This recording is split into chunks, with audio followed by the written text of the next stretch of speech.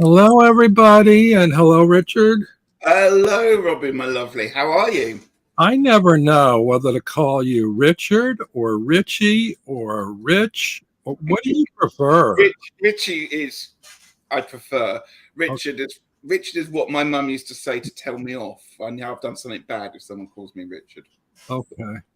I want to. Well, you're going to help me today, I think, with chat because I'm not Okay. ever very good at this. But I want to say hi to Jane the Seeker Hi, and Jane. Lovely to see you. Hershey Anderson. Hi, Hershey. Good morning to you. Surprised to see Jason from Hi, Terrell. Jason. He did the last one of these with me. Oh, fantastic. And early ritual, I don't know if I know early ritual, but No. Hello. that's it for now. So what this is a little, you might say, game. Oh, Mhm. Rach or Ratch or I guess Hi it's there. Morning. and Gerald. Um, Oh, this is a little game, I guess, that Regina came up with. mhm.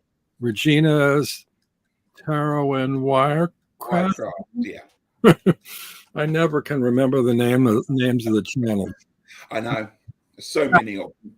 Have to give her credit. I fell in love with it because when interviewing people, sometimes I can come up with questions and sometimes I can't. Hmm. When she did this, she let the cards come up with the questions, and it seemed to make things a lot easier and surprising questions that I wouldn't have thought of. No, I did one with her back in January, I think it was. It was great fun, absolutely great fun to let your mind go on the cards and try and find some interesting questions. And Debbie Aquarius Owl just popped Hi, in. Debbie.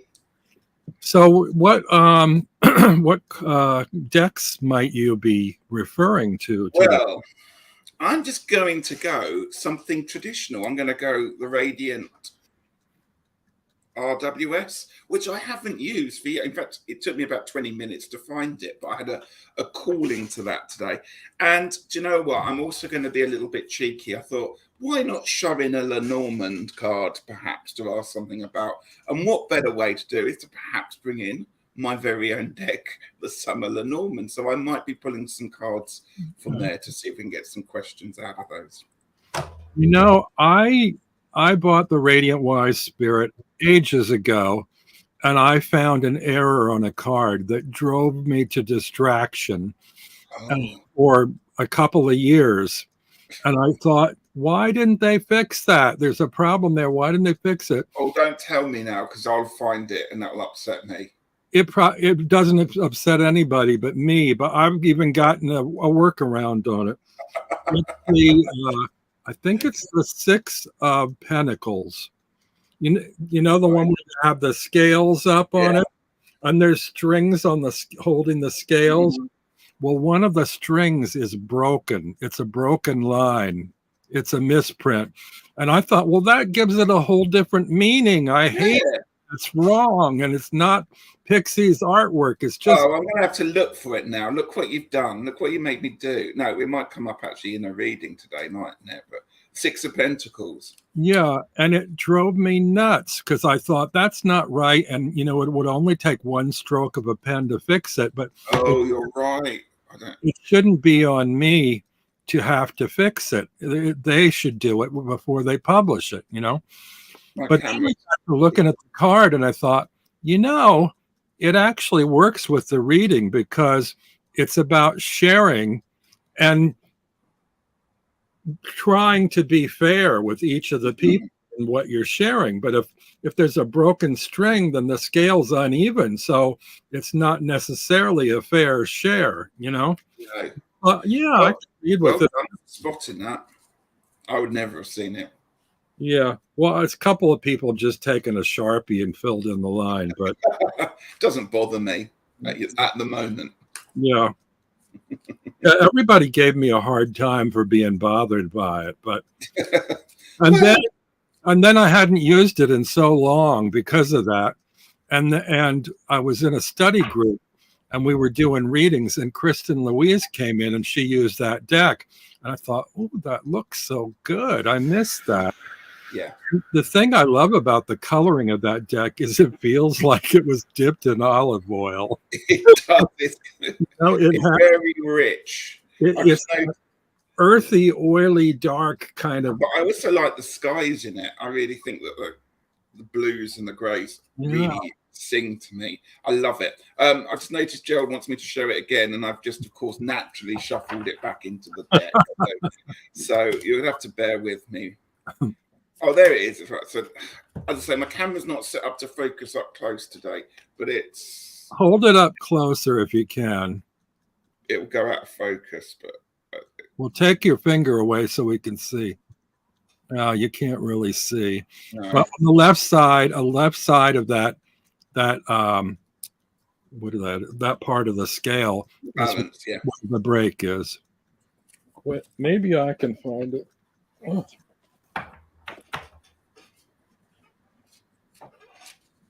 Oh. Have you got it to hand? What? Have you got it to hand? I do, but I have to find it in the deck. It was in, I have a little carry bag on my bed, and it was in there, but it was jammed so tight with all these other decks that I had trouble getting. It's okay, don't worry about it, he says. No, we're going to do it now. Yeah. Well, I have discussed it a number of times, I found it. You ought to write to them. There you go. See it broken there? Yeah, look at that. It's two broken strings, but what it tells me is that, you know, the scale is meant to be even treatment between these two people. But even without the scale, one guy's receiving all the coins and the other's got the hands out and isn't getting anything. So it almost reinforces that. It just bothers me that, you know, we value Pixie's line work, and when they did this, they didn't value it enough to fix that. And this is based on the, is it the original Rider-Waite, or what they call the Dirty Pam? I think so. I have that somewhere, and I don't know. Oh wait, it's right here. The mini version of the Radiant Wise Spirit. Yeah, well, that probably is the same. I'd imagine so. But on the Dirty Pam, I'm confused by the original ones and which one's which, and which one's a Dirty Pam and which one's a Pat. So I try not to worry too much about those ones. Yeah, I don't have the Dirty Pam handy to check if the strings are broken on that one. But oh, well, on the mini one they are.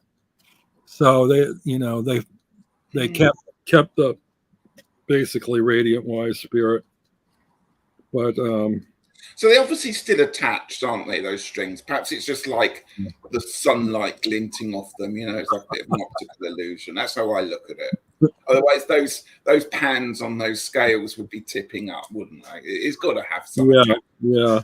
Perhaps it's just magic, you never know. Yeah. Well, the tarot is full of stories. We can justify anything. Oh, I want to let you go first, if you do. Okay. Well, before you do, let me just check who else came in. We've got lots of people joining us. We have Jane the Seeker says, what card? I love these cards. What deck? It's the Radiant Wise Spirit. Yeah. I think you just called it the Radiant. Wow, and there is a Radiant Tarot that's like brighter colors. The problem is this deck I got secondhand in a kind of eBay, lots of things in a box. So I haven't got the box to go with it. So I know I would just call it the Radiant Wise because I know what it is. But of course, I love the box. It's got one of those lovely. It shuffles really well as well. Yeah. So Maruda is here, and Ann Forte. I'm not. Claudia Apinas. I don't know how you pronounce her name. And I think that's it. Okay. Well, I've got a jumper, so we're going to go with that one. Okay. I've got the Eight of Cups. Mm. Now, first thing I've noticed about this is his nice red outfit. So I'm going to ask you, Robin, what's your favourite colour, and particularly what colour do you think suits you to wear? Oh, my favorite color. I thought you were going to ask me, do I have any little red jackets? No, right, Red Riding Hood, not this time. No, what's your favourite colour, and what's your favourite That's colour? the red hat. It's matching, isn't it? It's practically the same. Yeah, my hat goes with that jacket. My favorite color is yellow green, or is it Okay. yellow? It's out of the Crayola box, and I don't know if it's called yellow green or green yellow. I think there's Mhm. two different ones, and it's basically like the color of ferns. You know that like Okay, yeah. that kind of fern color, and Right. I don't know that it flatters me or anything, but I've always loved that color. In fact, I have a story. Back in first grade, we had to make around Easter time, we made little paper baskets out of construction Mhm. paper where you cut these strips and you like weave them and then you glue them and you have like a little paper Yeah. basket and you put the funny straw, fake green straw in it, and you dye eggs and put them in there. Well, when it came time to dye my egg, I I somehow managed to come up with this perfect shade of yellow green, and I was so excited to be able to show it to my mom. So anyway, they were on display for a little while leading up to Easter, and then the day before, Friday or whatever, we got to take them home. So and I was the kind of kid that sort of got bullied a lot. So I knew it was going to be a problem, fragile eggs and stuff on the bus. So I got on the bus and I sat, I think, in the second seat behind the driver because I didn't want to be the first seat as they come in. And I didn't want to be in the back of the bus either with all the rowdy kids. And I sat by the window, not the aisle, and I had the basket in my lap and I'm, clutching it with both hands, being really careful about it. It's So going to we're be heartbreaking, this story, isn't it? I know it's going to be heartbreaking. rolling along home, and then the bus gets about 2/3 of the way empty. And I think, okay, no more bullies. I can relax. I put the basket on on the seat next to me, the side of me, because there was nobody sitting there. And I thought, I'm looking out the window. And so we pull up to this stop to let these kids off that's on a downward hill, right? And just as the bus driver is ready to put his foot on the gas to continue on, we hit a little bump. Mm. The egg popped out of the basket, bounced onto the floor, rolled down the aisle, hopped down the steps and out the door, and slammed the door, went shut from the bus driver, and we took off down the hill. And That's heartbreaking. I could feel a tear rolling down my cheek. And but I held in my tears. And when I got to my bus stop, I was the only one there. I ran all the way home sobbing to my mother, not because I lost the egg, but because the color was so special to me. And there was now no way in the world to convey my favorite color to my mom. And This is so the saddest story ever, Robin. it's funny now, but at the time it was so tragic. Oh, I bet it was. And it's funny too, because it's an abstract notion, like what's your favorite color? Because Mm. yellow green doesn't really say it because there's so many Yeah, like subtle hues and yeah, shades, yeah. And I didn't care about the candy or the rest of the basket. I don't arts and crafts. That was for me. The point was my mom, and I had this close relationship with my mom, and I wanted her to know what my favorite color was. You know, this was in second grade, so It's like, well, you can see people in chat are just really mortified by this whole. You've upset so many people there, it's, Aunt Dion is here, and she says, Oh, hi, Deanne. "Oh no, this is like when I dropped my apple butter that was in a glass jar, which we made at a field trip." Oh, Yeah, similar. Chartreuse looks to describe your favorite color, oh, says Anne. Yes. Oh, this lovely. of your lost day. Oh, and Gerald is asking people to subscribe. Thank So you very much. Thank you. my bedroom was bright yellow green when I was a teen, says Maruda. Wow. I was going to tell you a story about my little red jacket. Yeah, do. I had you might want to hold up the card again. Of course, I shuffled it back in the deck, but go on, carry on. In my early years in New York, I was palling around with this friend. He was sort of a mentor in the art world, who was an older gay man. And he took me to like all the parties and even all the seediest dark bars and stuff. Well, we went to this bar. What was the name of it? I can't remember the name of it right now, but it had one of those highly associative names, for a bar where indiscreet kind of things go on. But the point is that they had a dress code. Mm-hmm. The dress code was basically, like leather or jeans and t-shirts, and I'm wearing my winter coat, which is red velour with a fleece lining. He wanted to show me this bar, and they wouldn't let me in. And I had jeans and a t-shirt underneath. I wonder what you're going to say then, Robin. Well, they might have made me strip down to nothing because it was that kind of a bar. Right. Didn't.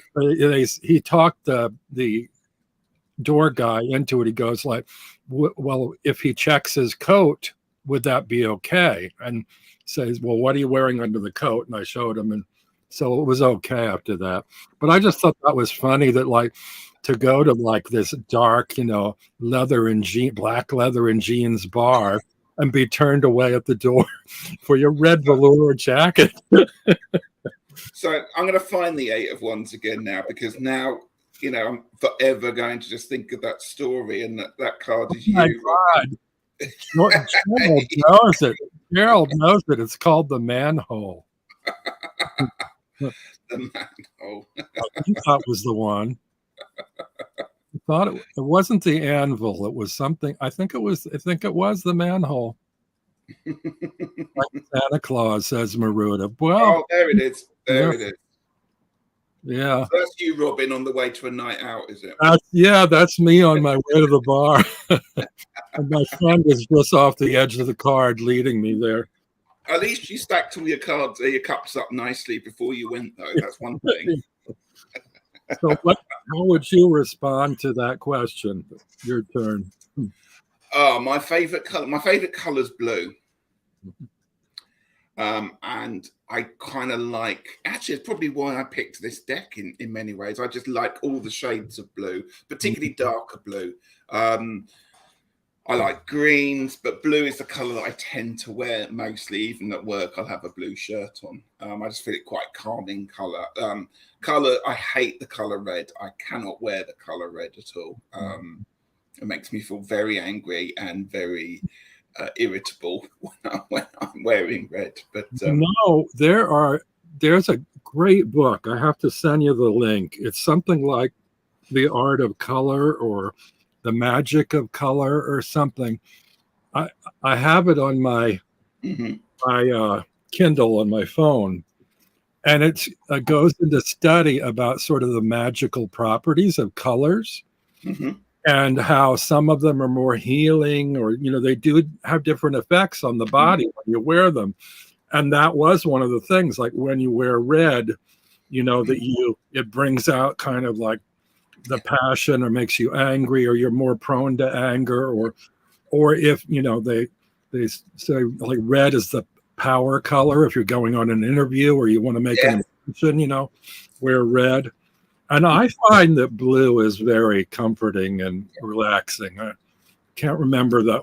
It had them all mapped out what each color does, and I can't remember now, but I think yellow and orange are very cheery, like it being Yeah.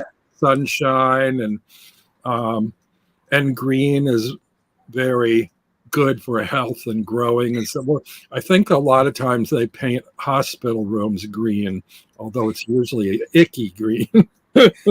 Yeah, really horrible green, isn't it? But yeah, I find green quite a comforting color, quite a calming color. Mhm. I can So, see Gerald's asked, what deck are you using now? Did you show well, him? I think it might be a mistake, but we'll see. I'm going to start off with this one I've been telling Ritchie about, and it's either, call it what you will. It's either the Bastet Tarot or the Cat Tarot or the Tarot by Bastet Tarot. It was on Etsy and it's kind of sketchy, but I love the palette and I love the cards. I don't like the backs so much. Hmm. And they are glossy, and some people don't like glossy cards or thick cards. But I actually like these. These are very similar cardstock to that Radiant Wise Spirit, actually, which are glossy. So this is the card. Mm. Oh no! See, I see fire in here, and almost like may or may not be a cat in the bottom because these are all abstract cat images. But it looks to me like a cauldron. Yeah. The thing that popped into my head is what gets you fired up? Now, I know that's a very generic question, but is there, What gets me angry? well, if that's the way you read fired up, yeah. Fire. I suppose, yeah, I'm quite a placid person. So to get me fired up is quite often I see something that I react to. And so therefore it's probably something I will be angry about.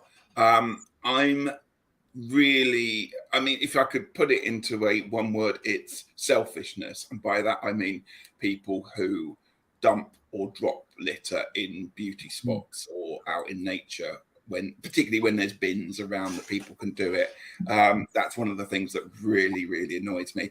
And just people who are just so in their own little zone, that they forget that they live on this planet with other people. And it's quite often, it may be like somebody who's on their phone and they just aren't aware of the fact that you are walking either around them or behind them or near them, and they'll suddenly stop dead in the street, and you kind of have to do a very quick circuit round them. It's that kind of thing that gets me.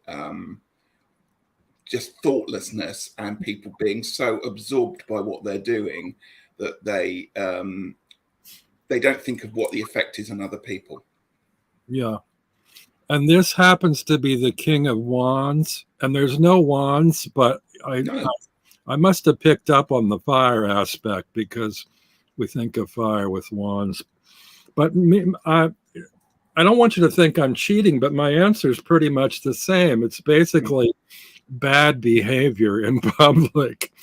And I would like if I go into a deli or something and I'm waiting patiently my turn in line, but somebody will come in and jump the line, and there'll be a really badly behaved person anyway, and treating everybody horrible, but feel like they need to get the attention and they need to be rated on right away. And you just don't want to start a fight with them because it will escalate, but it just enrages me. But there was this, I have a little story for you. Around Valentine's Day, I was picking up my laundry down the block. And as I came out of the laundry, these two teenage or 20-something young men were walking down the street together. And one of them held one of those big heart-shaped Valentine's boxes with chocolates. And he's eating chocolates out of the box. And I didn't think much about it. Okay, they're having fun. And they seem to be okay. Maybe they're in love, maybe they're not, maybe they just like chocolates, who knows. I followed them up the block towards my building, and right before my building, apparently they had finished the chocolates, and the one holding the box put the lid back on and flung it like a frisbee against the wall of the building next door. Yeah. And there's a trash can right at the corner coming up ahead of where they're walking, And it's There's just no excuse for it, is there? And I mean, I'm a kind of person that will actually go around with gloves on and pick up other people's rubbish, because I think that is one of my things that I like to do to help the environment. And I just do it because seeing litter around just upsets me, and I know what effect it can have on people living around there and the trees and the wildlife and stuff. So I actively do it. So that's why I try and calm my anger back by actually turning it into something that's something a bit more positive. I have, however, stopped people and told them to pick their rubbish up. Yeah.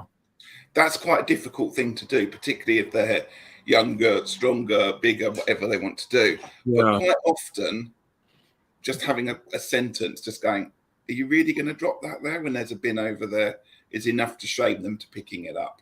Yeah. Yeah. It doesn't usually work for me. Unfortunately, I get the backlash from it.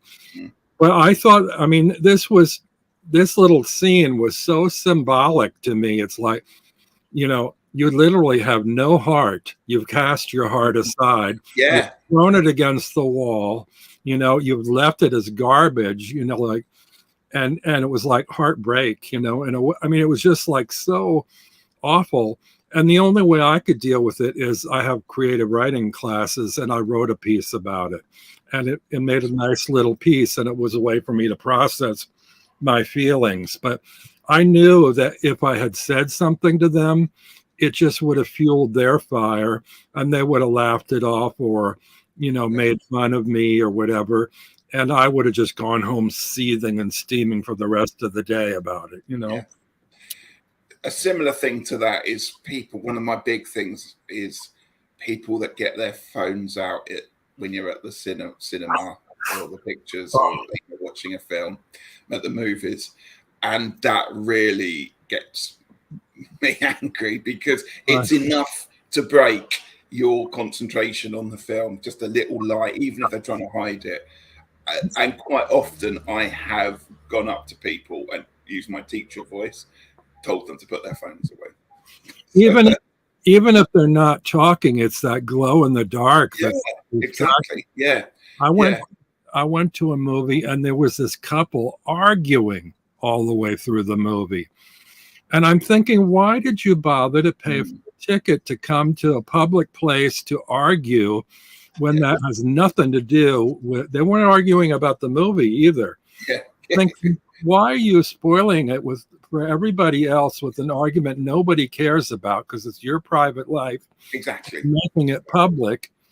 So I've gotten so I don't go to movies anymore. Or I kind of, I went and saw the 25th anniversary of Titanic in 3D the other day. Can't believe it's 25 years since that film came out, and we were watching it, and there were, everyone was really absorbed in it. Obviously, it's a certain age group of people that probably went to see this film. It's not a film that a lot of youngsters have been coming to see. And there was a couple in there just laughing and talking loudly, so much that people just turned around and told them to be quiet, and eventually got somebody from the theatre to come and eject them. But it's like, why? As you say, the tickets were really costly to go in the first place. So it's like, why did you think it was a good thing to do that? It's really odd. I've never seen that movie, but you gave me an inspiration to want to behave badly. I would want to go in a movie theater with a bubble pipe and just blow bubbles, because the whole thing takes place on the water, right? Yeah, most of it, yeah. Somehow I feel like that wouldn't be overly. Let's get a water pistol and go the whole hog and get a bucket of water and chuck it over somebody in the front row. Right, is it my turn? Yeah, but let me check the chat. Check. Lisa Niedermeyer's here. Hello. She likes candy apple red, yet forget fire engine red. I had a red fleece poncho a few decades ago. Heard Jane's not feeling well, wishing Jane relief. I love slate blues, no sky blue or turquoise, says Lisa. Mm. Lisa Rhodes is here too. Hello. I have the song Beautiful Red Dress by Laurie Anderson. You just made me think of it, says Jane. Yeah, the Lady in Red's a nice tune too. Yeah. Let's see. Some watcher or tweeting during the movie. Oh, yeah. Yeah. Yeah. Oh, yeah. Nothing. Or people take photos, selfies of them. It's like you're in a dark room sitting in a chair. Why would you want to set a selfie of yourself? And I don't even like when people walk down the street and look at their phones. It's like, sometimes I won't go around. I mean, I won't move for that to accommodate them. I've gotten where I won't bump into them, but I will stand still so they bump into me. And then they know they've done wrong, I'm the same, like slightly passive aggressive kind of. Usually they have enough peripheral vision to avoid me within 2 feet, but they're right up on me. But when I need to use my phone outside, it sounds silly, but I actually will pull over to the wall or to and stop. Everyone's way. Yeah. It's people trying to read maps on their phones and they'll just suddenly stop. And somebody did it to me yesterday, and they had like a child's hand they were holding as well. So there was no way I could sort of easily get around them. And it was like, I'm just going to stop behind you and tutted really loudly. Anne says, nothing makes me more angry or frustrated than people who leave full dog poo bags hanging from trees and bushes. Oh, yeah. How difficult is it to place in the bins provided? Yeah, absolutely. As a topic, it really upsets me when I go walking up on the hills in the forest and you see somebody that's collected up their dog's mess and put it in a bag and then left it. I would, personally, if you're not going to do that, I'd rather they just left it there to go naturally rather than, put it in a bag and then leave it. So I don't get it. And I hate these people who walk their dogs and they look around to see if anybody's watching and they won't clean up after it because they think they can get away with it, Yeah. Anyway, what's your next card? Well, my next card is from my Lenormand deck, shameless plug, and I pulled the Mountain card. And so my question to you, Robin, is, apart from aeroplanes, what's the highest you have been up something, either a building or a mountain? Well, I was on the top of the World Trade Center towers before they were knocked down. Wow. How tall were they? I was going to say the Empire State Building, but they were taller. So that would be the tallest for me, other than an airplane. And I don't remember how tall they were, but it was like, I don't know, 30, 40 floors. 60 yeah, of course floors. It was. I don't know. It was way up, very much up there. I didn't go out on the, there's like a viewing. I think you can go outside. I don't think I did that, but it was like the indoors on that top level floor, and there were windows all around so you could see. I haven't been to the new one. I'm not really much of a touristy person here in the city. I think I have been up in the Statue of Liberty and the Empire State Building. Is it still open? Because they closed it, didn't they? I know they closed the inside of the Statue of Liberty. Is it open again? I couldn't tell you. I don't know. That's something you probably could Google pretty easily. Yeah. I don't know. Are you good with heights? No, not at all. In fact, I think a lot of people aren't. And I think I have to think about, I'm on the 4th floor in my building, and I never give it a second thought, but I think it's because of walls and windows where I can't really see how high I am. But if I really thought about, oh my God, I'm sleeping on a little bed 4 flights up in the air, if there were no walls, or if I was right near, if I could look out of my bed and look down, I would be horrified. It's just kind of, how our frame of mind goes, that we're in a box, no matter how Yes. many floors up it is. I mean, like, same thing with, like, an 18th floor skyscraper where you have an apartment in there. I think Simon is on the 17th or Yeah, 19th. I think he's on the 13th floor. So My yeah. goodness, and that would scare me, I think, looking out the windows. But once you're in there, I guess you don't really think about that stuff.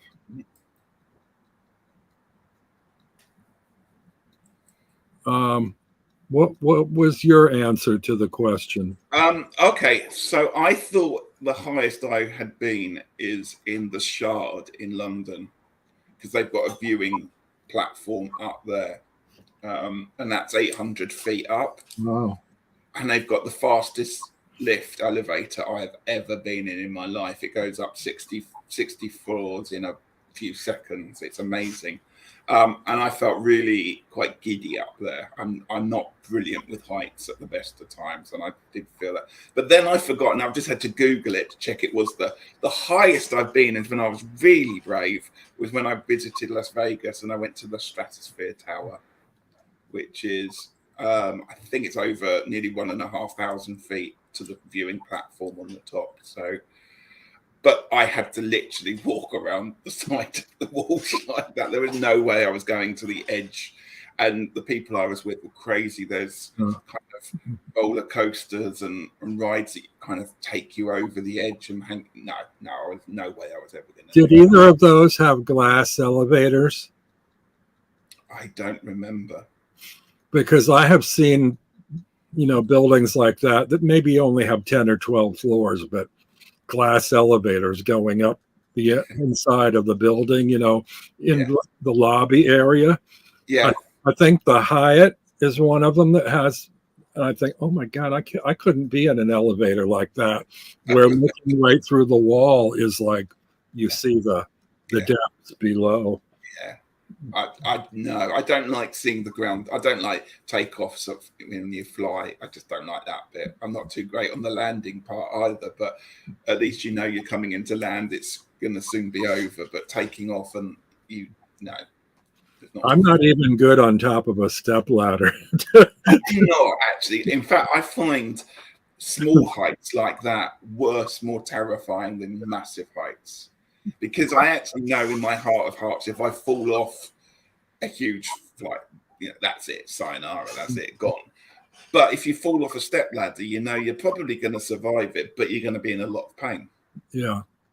Well, as a kid, I don't remember having any difficulty climbing the ladder to a slide, No, but maybe it's because they had handles on the yeah, side or something. yeah, And yeah. a step ladder, it doesn't. And I get a little wobbly after step number two. I So, don't like it when you have to stand on the top platform. yeah, no, not at I don't all. like that at all.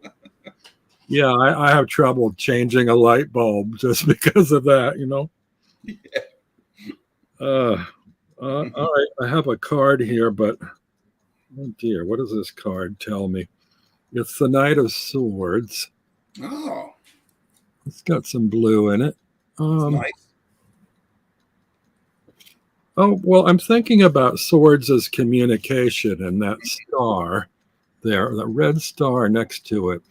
So Hmm. it makes me think of sort of grabbing the sword to deliver information.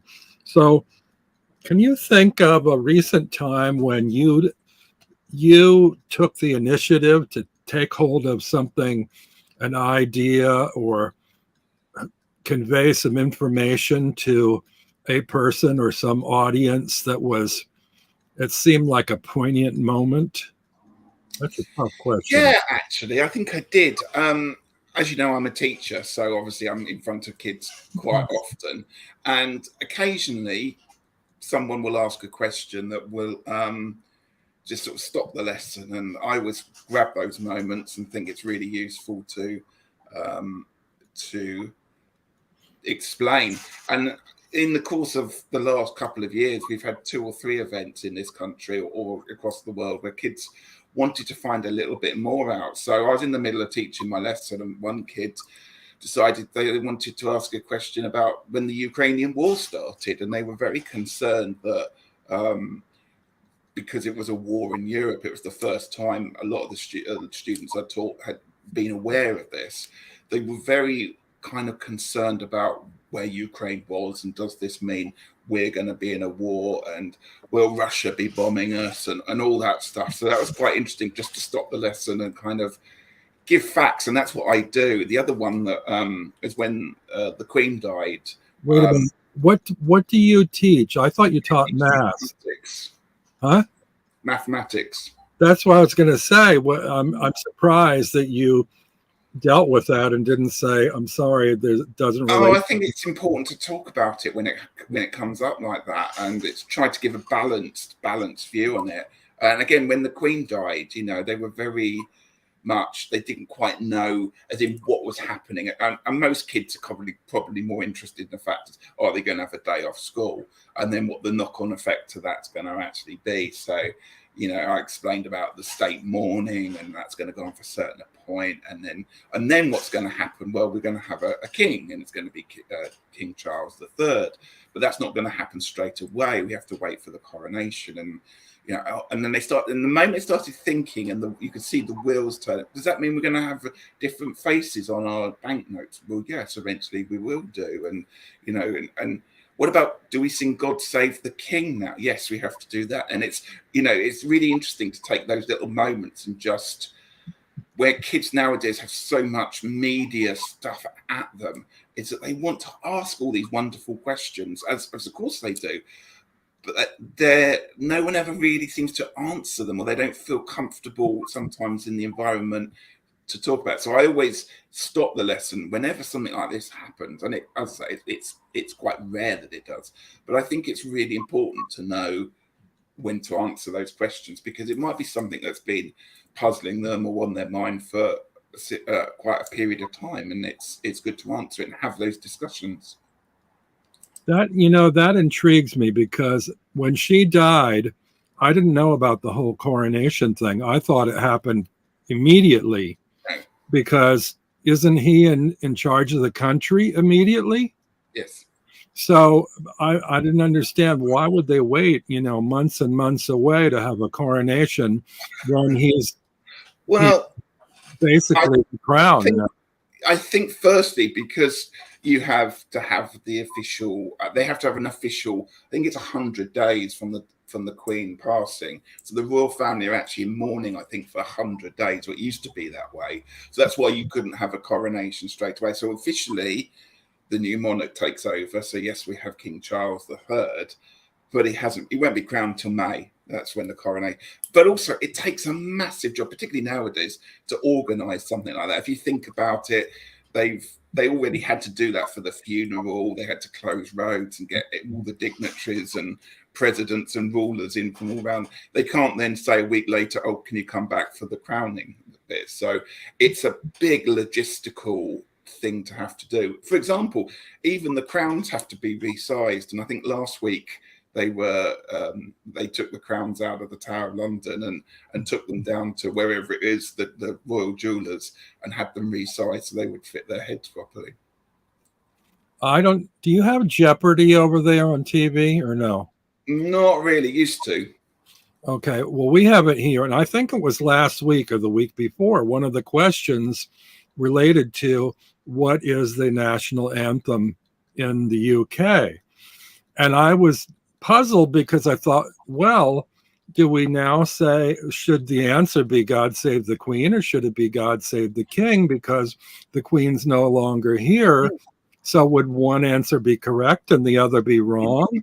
And they answered it, God Save the Queen, and that was accepted as correct. Yeah, the thing is, because the Queen was on the throne for so long, it became second nature. If you think about it, the Queen saw my parents out, and 50 years of my life I've known a Queen, and so to then suddenly have to flip it over. And even I think at the time of the passing of the Queen, and when they had lots of different ceremonies and church services which the royal family attended, there was always a kind of bit of at that bit of God Save the King. Some of them should be singing King, and some should be, you know, and a lot of people were singing Queen because they're so used to it. But yeah, and I mean, there's there's a theatre, a really old theatre in London it was called Her Majesty's. Now they've got to change their name to His Majesty's. It's a theatre that changes its name to whatever the royal pronoun is. Wow.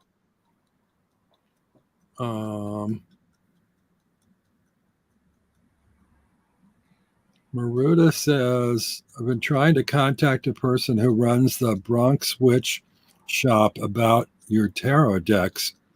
Oh, my messages keep failing, so I figure I should just let you contact her if you wanted to.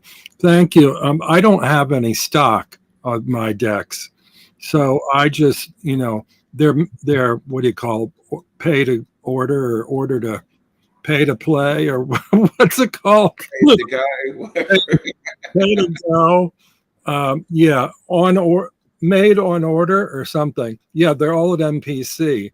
And the reason I did that is because I didn't want to keep track of inventory and have to make a million trips to the post office to mail them individually and deal with customer service and all that. So it's just much easier for me. But I don't know did you do the same thing with yours, or did you buy a big bunch and oh no, I just kept them on there. I don't have time to keep sending them out. And I bought several decks for myself, which I've got, but they were making playing cards. I'm just going to let them deal with it, because then if there's any problems, there would be, but if there's any problems with the printing or something, then it can go straight. It's almost like I'm the middle person's taken out of it. So yeah, I'm just letting them deal with it because they do it very well. I didn't answer the question, but I don't think I have an answer for it. I guess, well, the most recent example I can think of was I went on a date. And when I was on the date, it was from one of those, online dating service things. And we went to a cafe, and we had discussed, in my profile, it mentions that I have an interest in tarot. Mm-hmm. He said, well, bring your cards. So, okay, and he had a family issue he wanted to know about. And I don't really read for people. I've done some readings with you guys online and practice stuff, but I haven't really done a lot of readings for people I don't know. But I thought, well, this will be good practice for me. So I did manage to convey some information to him that I felt pretty confident in my reading of the cards. But I did have to explain to him beforehand that I'm not a psychic, and basically it's for entertainment purposes only. And, I'm there kind of to help talk or walk somebody through their problems and have a dialogue over maybe how to proceed or what direction to take, as opposed to, if they're struggling or they don't know what to do, maybe this would help. So I guess that was conveying information or taking charge. I guess it's your turn. It is. Okay. Well, I've pulled the High Priestess. So I'm going to have a little think, because there's a lot we could pull out this card. So I'm going to have a little think about a question here.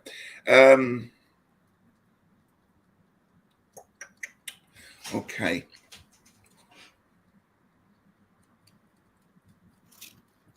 I was going to say, Maruda says this woman at the shop sells used decks on her website. She meant the ones I said I wanted to get rid of. Okay. Thank you. I'll make note of that. Okay. So when I sometimes see the High Priestess, I think of like the High Priestesses in Roman and Greek times, where they would be in a temple and that kind of thing, as suggested in the card here. And so that's taking us onto historic. I'm going to ask you, Robin, which period of history do you find the most interesting, and which period of history would you like to go and experience if you could for a week? Go and live in a time zone. Oh my goodness. That's a tough question. I usually, when it comes to matters of time and history, I usually say I don't want to go back. Yeah. Because so many of them it's brutal enough here and now, but it was more brutal back then, and so it's, I might be intrigued, to go. I like the idea of living in a cottage in the woods, like during witchy times, but the idea of, trading that off for possibly being burned at the stake maybe not be something I'd enjoy. Yeah. So you're only there for a week, you might get away with it because I'd have to put you on trial first. So a week.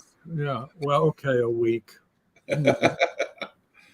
Yeah, I think that would probably be it. And I don't know what time that, So you're talking sort of medieval times, sort of Elizabethan times, that kind of 1600, something like that. I guess so. Yeah, a week wouldn't be too bad because I also think about getting sick, leg or something, like you have to have all your boosters before you went. But we have all these cures for now that we wouldn't back then, and also what time of year, it might be pretty to be there in the middle of the winter, but no central heating in the house and snow on the roof and no insulation and having to feed the fire and not having much to eat except potatoes from the summer that have been stored in the cellar or something. And yeah, it's tough. I don't know. Is there a particular kind of part of history you like to read about, or particular kind of genre, or watching something on TV or documentaries? No, not really, because I think a lot of that goes around, class systems or politics or war, or there's so many difficulties around that. I actually love, well, right now I love watching on YouTube tiny house movement stuff or winter camping and things like that, bushcrafting. I love the idea of, and I've always had a fascination for little thatch cottages or like Tudor era, style architecture, So I love that kind of architecture, but I guess it sounds more like, private, personal family interactions as opposed to being in, big cathedrals or great halls or any of that stuff. Yeah.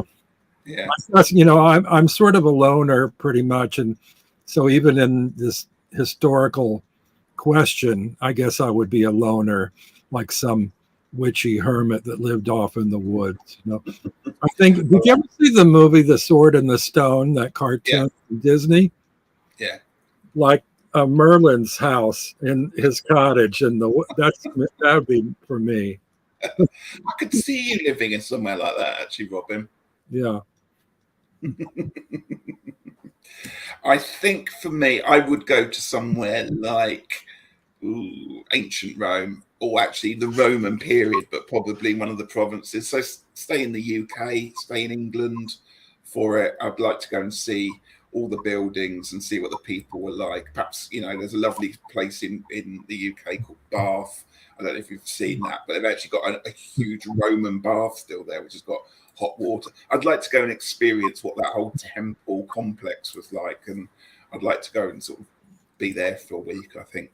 It's funny. It's a good thing you said a week, because that sounds so leisurely to me.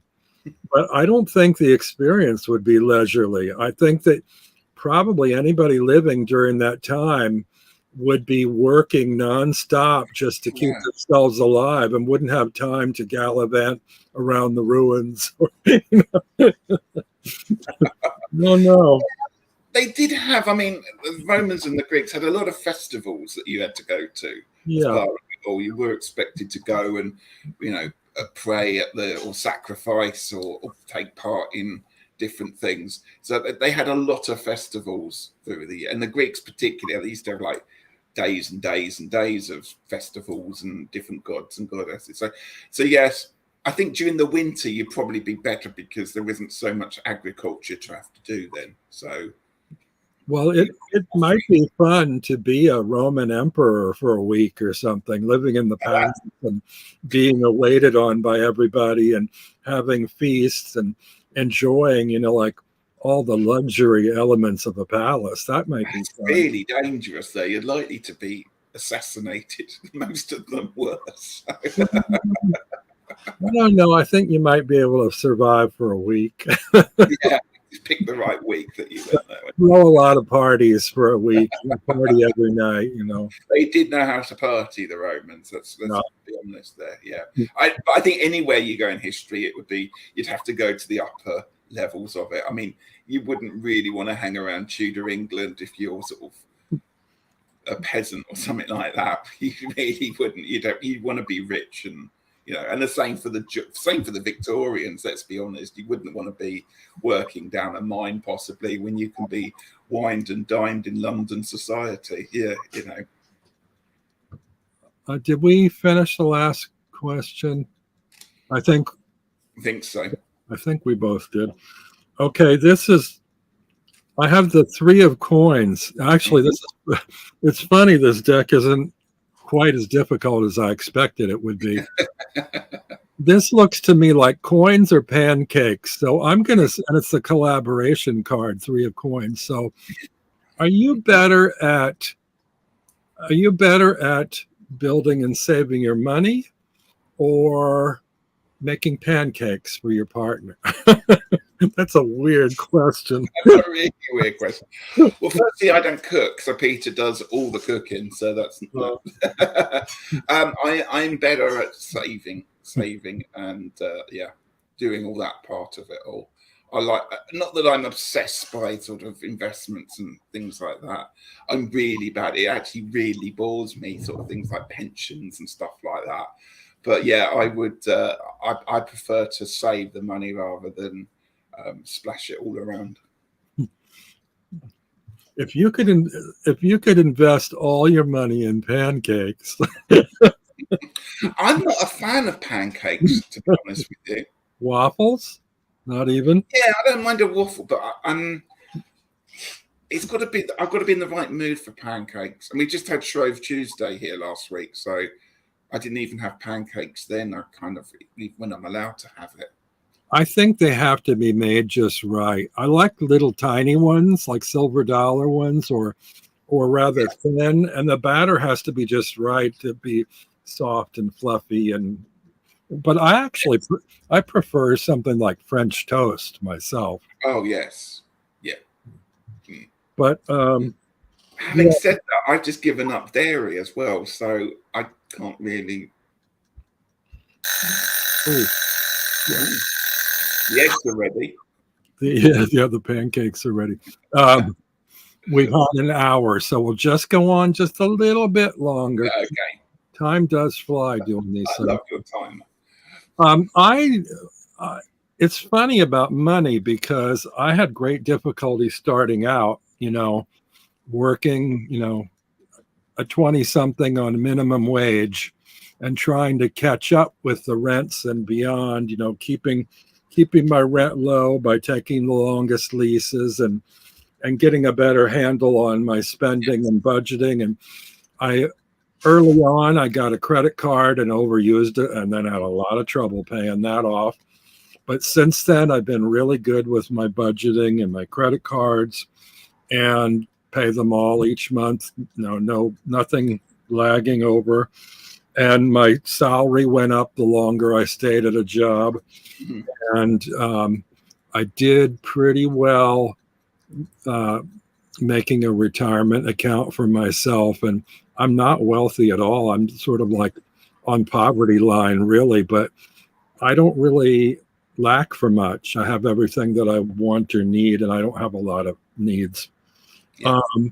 So I think that has worked out pretty well for me, the finance thing. I probably have better control over that than I do over pancakes, because you put a dish of those in front of me and I'll eat them. But I have recently switched to vegetarianism, about 98%. And I've fallen in love with soy product stuff, like soy sausages. Not so much soy bacon. I don't think that works really, but soy sausages I love. And I've even been eating like soy hot dogs and sort Wow, that's of good. foods. And so I don't really miss, Mm, regular meat stuff so much. And yeah. also the either my taste buds have adjusted or something's gone wrong in the meat because it doesn't smell good or taste good anymore. It's not like there's these wonderful flavors like it used to be for me. And I used to go Yeah. to McDonald's a lot. And I would say the last 8 times I went, I got ill. And Really? you say 8 times, why did you keep going back? Because McDonald's through the TV commercials and stuff, Mm, they kind of build up your memory of like, ooh, I remember when that Big Mac tasted so yeah. good, and then you go and you eat it and you get sick and you forget about that until or you think about it a few little bit and then as time goes on you forget you got sick and you go again. But I think I'm permanently off McDonald's now. I'm not a fan of it. I have to be honest. Peter loves McDonald's, and I would. I I, I find it all pretty. I'm not saying tasteless, but it never satisfies me as food, and I'm kind of like, really, I've just spent all that money and I've just eaten all of that, and I actually feel bloated and ill and And not very healthy. I find that the meat doesn't taste like meat. But if you have enough condiments on it, it's basically a condiment sandwich. So the Big Mac is all about the lettuce, cheese, and the sauce. Yeah, But, absolutely. but Yeah. one thing, though, I still do like there is the filet of fish sandwiches. For some reason, Yes. they don't seem as bad to me as the burgers. But Well, there you go. Perhaps that's treat yourself to a bit of fish every now and again. yeah. How Um, long have you been vegetarian then? How long have you been doing this for? well, maybe 4 or 5 months. It's not been very long. That's long. That's Well, good. I did actually break down this past week, and I bought some ground beef because I think I wrote a story about my grandmother in my creative writing class, and she oddly I'm a diabetic, but I'm type 2, and she was diabetic type 1.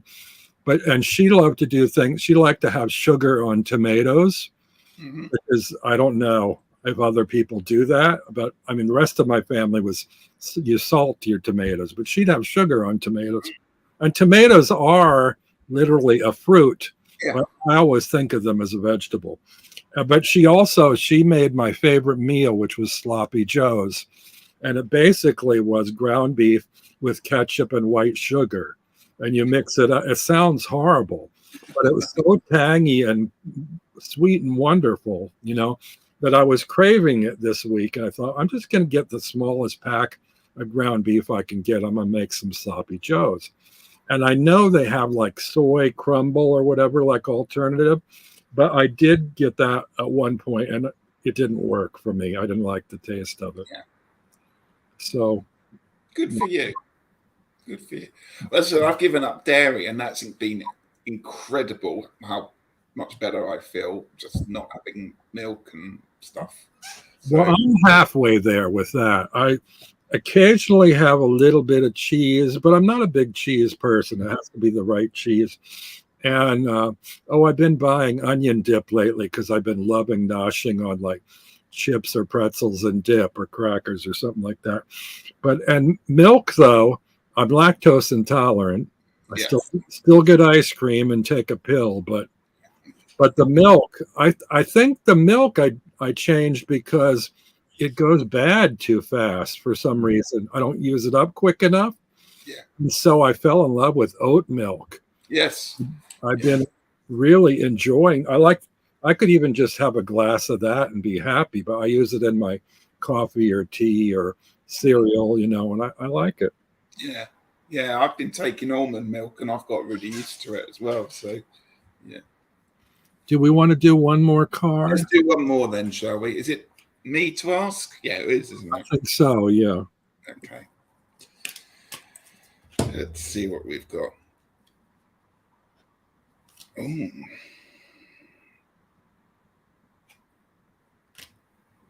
okay. 9 of Pentacles. Mm. Okay. We're going to talk animals and pets here because of the bird. I know you mentioned about cats earlier. You just said that. I was going to say, no, I have never owned a bird nor a snail. If you could have any animal to have as a, I'm going to say pet, but to look after, regardless of space. So, you know, I know you're in an apartment, but you can have a horse if you want it. Do you know what I mean? So, regardless of space and what it needs to survive in, what animal would you have? Would it belong to me, or am I looking after it for someone else? Oh, it belongs to you. It's your baby. And I could hire people to do the dirty work or not. Yeah, yeah. I mean, let's not worry about the dirt. Just have a. What animal would you have? Perhaps animal. Well, it's funny. It wouldn't work in the apartment I'm in, because I'm in an 8 by 23 foot studio apartment. Mhm. But I've always had a fascination with giraffes. A giraffe. Maybe a giraffe could lie down in here from one end to the other, but I don't know, and I don't know what the behavior is like of a giraffe. But I just find the way they're constructed very curious, and I think they're beautiful creatures. I'm Nice. also fond of elephants, although I understand elephants are quite stinky. I think So they I are. don't Yeah. know about that. Well, I don't Well, even. they're your kind of pet. I suppose somebody else can look after them, and you can just go up for half an hour every day and love it and do what you need to do to it. So Gosh, I don't know, because giraffes, even though they're pretty and I might like to pet them, they're not really a snuggly type animal, are they?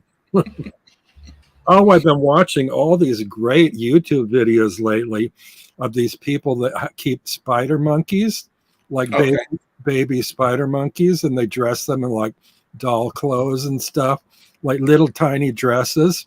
And they're, I don't think would want to be cleaning them and changing diapers all the time, but they look so cute. But they also shriek a lot and make a lot of noise. I think they can bite you as well. That's the other thing. Well, I don't know. They probably can. These must be baby ones, so they're not Okay. really. Yeah, because I heard about people who had rhesus monkeys, and when they pass puberty or whatever, they get very aggressive and Really? yeah. But these things look so cuddly and needy, and they must be babies, I guess, and babies are that way anyway, I guess. Yeah. Yeah. I've also always been intrigued by hedgehogs, but I don't think they probably feel very good. They just look really cute. They're handy. They're spiny, aren't they? They got spine. Yeah, I think you probably can stroke them one way, but not. And you wouldn't want to step on one in the middle of the night if you got up to go to the loo or something like that, would you? It'd be painful. But they're very handy because they will eat bugs and things that are on the floor. Yeah. I did have a guinea pig, but that didn't bode well. No. No. Why not? What went wrong? Oh, it's a horrible story. I shouldn't say, because it makes me out a horrible person. I was in my teens, and I didn't. I didn't have money, so my parents didn't help me invest proper care money with it. Yeah. The guinea pig I got was on the noisy side and didn't like to be held or cuddled, and they bite too. They have, yeah. And I didn't have the proper cage for it. I had a hand-me-down aquarium from a neighbor's family, which has glass walls. Yeah. It is not good for a guinea pig because they don't get enough air in there. And you go and line it with newspaper or whatever, clean newspaper, and within minutes they've got it all torn up into shreds, and then piss all over it and poop, and it just smells so bad it's like ammonia. So it's like the thing is just breathing in ammonia. And obviously I didn't have that guinea pig very long. I feel bad now, but I could have done better by that poor thing. I think there's a lesson there, isn't there? We always go, oh, well, we'd really like that as an animal and a pet. And then the reality kicks in about 20 minutes after buying it, doesn't it? I once bought a hamster that was the most vicious thing in the world. I'm not good with care. I'm very good with cuddling, but I'm not good with caretaking. And I did eventually have dogs, and I love both of them. They both had nice long lives, but I was terrible about walking them. Yeah. So, and they weren't house trained either. I thought I could like litter box train them, but I'm not a good trainer. So I ended up giving up and putting down rubber matting on the floor, the entire length of my studio apartment. And I just had a mop handy and would clean up after them 3 or 4 times a day. Whenever they made a mess, I'd clean it up off the floor. And whenever I felt like walking them, I'd walk them, but I didn't walk them every day. I'm on the 4th floor in a walk up, and to do that 3 or 4 times a day is pretty tiresome. So I'm not good at that kind of thing. Yeah. But my next apartment's supposed to have an elevator. So if it does, I might consider, I don't know, maybe I'm too old for another pet now. You're never too old. I've been debating whether I could find a cat that I could actually find compatible and live with. But there must be rescue cats over. You must have. Well, I don't know how you know the personality though until you've lived with it. They will tell you the personality of them. You know why? One of the cats I had, I went to a loft party that was a wild, rousing art loft party down in Tribeca, and the woman that threw the party had a litter of kittens. And I'm not a party person, really, so I'm more of a wallflower.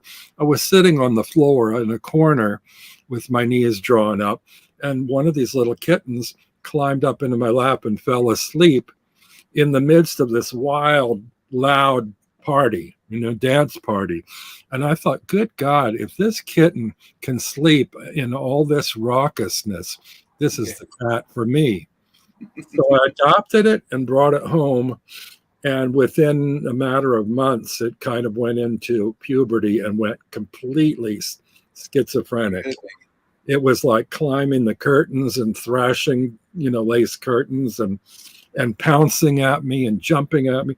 And I've told this story before when I was interviewing somebody else, I think. But anyway, yeah, it got so crazy that I couldn't handle it. I couldn't deal with it. Luckily, an upstairs neighbor of mine fell in love with its feistiness, and he adopted it. And he even got a kick out of the fact that any visitors he had, it would pounce on them and bite their ankles, But at the head of his bed was his window that had no screen in it, and it used to like lounge on the windowsill. Yeah. And he was on the 5th floor, and this cat actually fell 5 flights 3 separate times. Wow. It landed and, didn't have any problem. But after the 3rd time, he thought, well, maybe the city isn't such a good place for this cat. And he gave it to some friends that had a farm in the country. And who knows what happened after that. I hope it had a happy life. Very nice, quiet life after that. Yeah. What about you? An older cat, not a teenage one. That's right. One that's a rescue one where somebody's had to hand it in and stuff because they would want lots of love and attention. What about you? Your fetish pet or whatever? Fetish pet. Yeah, I think. Well, I'm absolutely petrified of birds, but actually, I would love to have an owl. Not a big owl. I mean, a normal size owl, like a barn owl.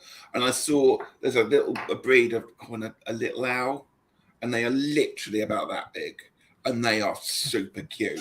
But Aren't owls considered birds of prey? Yes, they're raptors, aren't they? They've got talons, so they are birds of prey. Can they be made to be tamed? Yeah. Well, you can't tame them as in have them in your house, I suppose. But I suppose some people do. But Yeah, you tend to have like an outdoors area, flying area for them. Yeah. Well, this is another story I told. I'm terrified of birds too. It's like when I was in second grade, we rented a farm for a year, and there was one chicken in it that would chase my sister and I around the yard trying to peck us. So we hated that.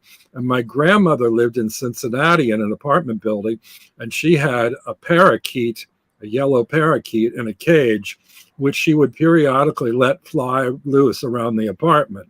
And when my sister and I would visit, it would chase us up and down the hall, running and screaming from it. We were terrified. It would dive bomb us. His name was Libby after Liberace because my grandmother was obsessed with Liberace and how handsome he was. I love that story. Yeah, I got over. Well, I'm trying to get over my fear of birds, but yeah, it's a bit inground in me. So, but yeah, I'd like to have a nice owl and fly it at weekends. I have periodically a mourning dove that nests on my fire escape. Once a year, I guess it builds a nest to new eggs or whatever. And I don't think they're particularly attractive birds, but there's something about their song that I love. It's just, I love the sound of a mourning dove. Yeah. And it's just very calming and soothing. It's like, if I were ever to have a bird, I feel like I might like to have a mourning dove. They're very similar to pigeons, but the shape's a little bit different. They're a little more graceful looking. Yeah. Yeah. Yeah. Nice. I had a bird get in my apartment. I still don't know how. It was a sparrow, and there are no holes in here that I could find anywhere. But I came home one day, and there was a bird in here. And not only am I terrified of birds, I thought, how am I going to get that thing out of here? And what I ended up doing was I propped open my apartment door, turned off all the lights, and then went to the opposite end of the apartment and started waving a dust mop. And figuring it would flee this area and go to where the light was, which was by the door. So it did. It flew out into the hall, and then I shut the door and let it be the buildings. At least I had 6 flights of apartment hallways to fly around in, and sometimes they open the windows in the stairwell. So, well, I'm assuming it's not there still, so it got out. It got out somehow, but it wasn't me that managed it. I remember on that movie, The Birds from Hitchcock. How what's his name? Rod Taylor catches a bird with his hat by when it lands, and then he puts his hand under there. I couldn't do that, I don't think. I had a bird fly into here last summer, and it literally got through a gap in the window like that. And of course, the 2 cats we got went wild. It was like, this is what I've been waiting for their life. So I kind of had to lock both cats in the bedroom whilst being terrified of going in this room. And I pulled the window up because it's like on a sash window, and it kind of got wedged between the 2 panes of glass, so it couldn't fly out and it couldn't escape. I had to phone Peter, who was out at the time, and go, "You've got to come home and rescue this because I cannot go into the flat whilst this bird's there." And it was beautiful, and it did fly out, and he did rescue it, but it was like my idea of hell. We once had a bat get into our house in Pennsylvania. Yeah. And mother and me and my sister ran shrieking to hide out in the bedroom while it was in the living room near the front door. And my dad was left to deal with it. He did manage to get it out. I don't know how he did, though, because I don't think he held it or touched it. No. But somehow he got it out. Throw a tea towel over it, you'd be all right. Yeah. I'm terrified of bats. We're even worse than birds. Okay. And we used to be, we would play outdoors till dusk all the time. And at dusk is when they come out, and they come swooping down right near your head. I don't know why. Maybe it's because like people attract bugs or something. And obviously they're after the bugs, not me. But I didn't like them that close to me. No. That's an easy way to get me in. Like It's so dark, Come on in. You've done playing all day. There are bats out there. oh, I haven't been paying any attention to all the people. no, lots of people put lots of lovely comments in there. Cats are predatory. Pygmy owls are adorable. Must get an older cat, not a teenager cat. Sparrows are very melodic. I love the song of robins, which I'm yeah. And our robins look different over here than yours over there. You have weird robins. I think ours are prettier. I used to get teased by it a lot because they always call it, Robin Redbreast, and it's like, I don't want to be called.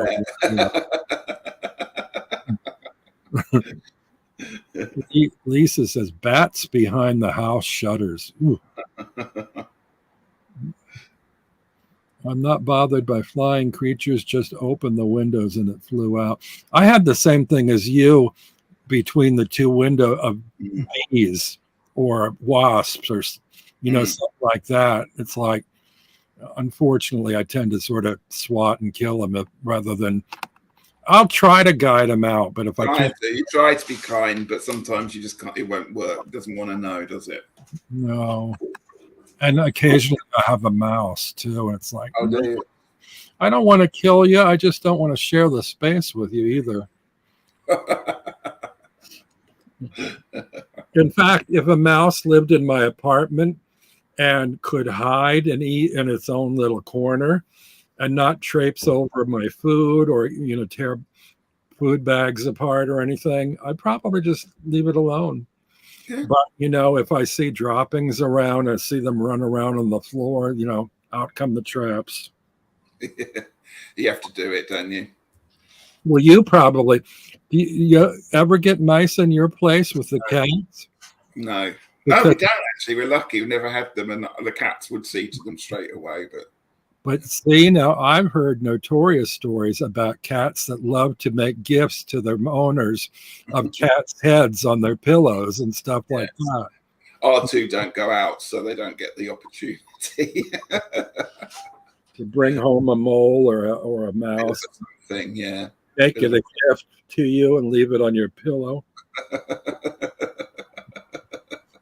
Well, guys, we've had fun today. I've kept Ritchie way too long. It's fine. It's been lovely talking to you. It's been a lot of fun today. And so I thank you for playing with me with these cards. And actually, I didn't have as much trouble as I thought with this crazy deck. So it worked. Good. Yeah. I'm glad you have to use it again now. Yeah. All right. Let you all go, everybody. We'll all see you soon. Bye. Take care. Oh, I almost did it again. I'm forever wanting to push the leave studio button instead of broadcast. I should have learned my lesson by now. See y'all.